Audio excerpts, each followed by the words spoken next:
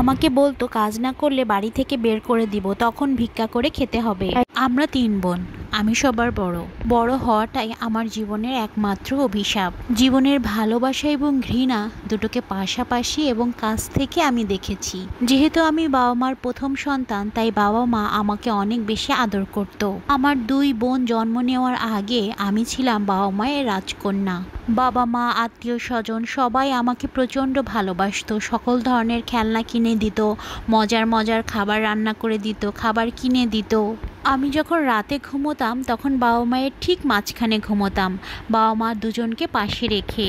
স্বপ্নের মতো কাটছিল আমার শৈশব। একদিন বাবা আমার জন্য শখ করে ছোট্ট ছোট্ট হাঁড়ি পাতিল, কড়াই, চুলা, বটি সব কিছু কিনে আনলো। সেগুলো পেয়ে আমি ভীষণ খুশি। সব সময় ওগুলো নিয়ে খেলা করতাম। কিন্তু সেই সুখ আর আমার বেশি দিন সহ্য হলো না। একদিন শুনলাম আমার আম্মু অসুস্থ। আমার সেই ছোট্ট ছোট্ট হাঁড়ি পাতিলগুলো বড় হাঁড়ি পাতিল হয়ে গেল। আমিও আর বাবা মায়ের রাজকন্যা থাকলাম না। মায়ের গায়ের উপর পা না দিলে আমার ঘুমই আসতো না। সেই মা আমাকে পাশেই আর ঘুমাতে দিল না। আমার সেই রঙিন শৈশবটা ক্রমশ ধূসর হতে থাকলো।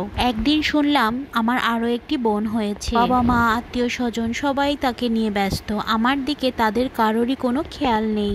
মাকে আমি বড্ড ভালোবাসতাম, তাই বোন সহ মায়ের সেবা আমি একা করতাম। কিন্তু তারপরেও মা আর আমাকে আগের মতো ভালোবাসতো না। মা, বাবা, বোন সবাই খাটে ঘুমাতো আর আমাকে মেঝেতে বিছানা করে দিত সেখানে ঘুমানোর জন্য। আমি যদি কখনো কাঁদতাম তাহলে মা আমাকে অনেক মারতো। তারপর আমি ভয়ে আর কান্নাও করতাম না। আমি যদি কখনো রান্না না করতাম তাহলে মা আমাকে খেতে দিত না। আমি প্রতিদিন রাতে কান্না করে ঘুমোতাম। তারপর আমার 3 নম্বর বোন আসলো। তারপর থেকে মা আমাকে একটুও সহ্য করতে পারতো না। আমাকে বলতো কাজ না করলে বাড়ি থেকে বের করে দিব, তখন ভিক্ষা করে খেতে হবে। তাই বাধ্য হয়ে আমি আমার মায়ের সব কথা মেনে চলতে শুরু করি। এক সময় আমি বড় হই। যেহেতু আমি সুন্দরী ছিলাম তাই খুব বড়লোক বাড়িতে আমার বিয়ে হয়। আমার হাজবেন্ড আমাকে প্রচন্ড রকমের ভালোবাসে। ধন দৌলত, টাকা পয়সা, অর্থ সম্পদ কোনো কিছুরই এখন আর আমার অভাব নেই। কিন্তু এখনো শৈশবে মাতৃস্নেহ হারানোর সেই দুঃখ আমি যেন আজও ভুলতে পারি। নাম প্রকাশের অনিচ্ছুক এক আপু আমাদের সাথে গল্পটি শেয়ার করেছে।